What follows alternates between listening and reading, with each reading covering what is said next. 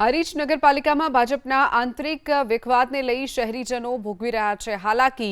નગરપાલિકામાં ભાજપના સભ્યોના આંતરિક વિખવાદને લઈને રોડ રસ્તા, ભૂગર્ભ ગટર અને પીવાના પાણીને લઈ નાગરિકોને હાલાકી ભોગવવાનો વારો આવ્યો છે। શહેરના તમામ વોર્ડમાં પીવાના અને વપરાશના પાણીની સમસ્યા ઊભી થઈ છે। વોર્ડ નંબર 5ના રહીશોનો આરોપ છે કે અનેકવાર રજૂઆત કર્યા છતાં નગરપાલિકાના સત્તાધીશો તરફથી સમસ્યાનો કોઈ ઉકેલ નથી આવતો, જેથી સ્થિતિ એ ઉદ્ભવી છે કે રહીશોએ સ્વખર્ચે પાણીના ટેન્કર મંગાવવા માટે મજબૂર બન્યા છે। સૌથી આશ્ચર્યની વાત તો એ છે કે વોર્ડ નંબર 5 નગરપાલિકાના પ્રમુખનો વિસ્તાર હોવા છતાં પાણીની સમસ્યાનો કોઈ ઉકેલ આવતો નથી। હારીજ એપીએમસીના ડિરેક્ટર જીગર મહેતાએ છેલ્લા 3 દિવસથી એક હેલ્પલાઇન નંબર પણ શરૂ કર્યો છે, જેમાં જે પણ વિસ્તારમાંથી રહીશો કોલ કરે તો તાત્કાલિક વિનામૂલ્યે એ વિસ્તારમાં પાણીનું ટેન્કર પહોંચાડવામાં આવી રહ્યું છે।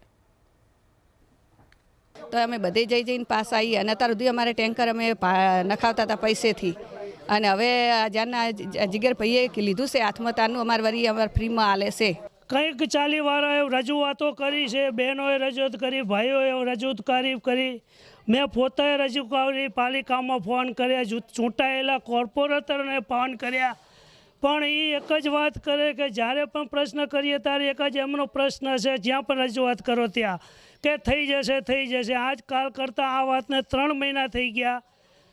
વોર્ડ નંબર 5ની આમ જનતા પબ્લિક છે ક્યાંય સુધી પાણી ભરવા જાય છે, બરોબર, તોય અમારા 5મા વોર્ડનો પાણીનો પ્રશ્ન હજી સુધી કોઈ સોલ્યુશન આવ્યું નથી।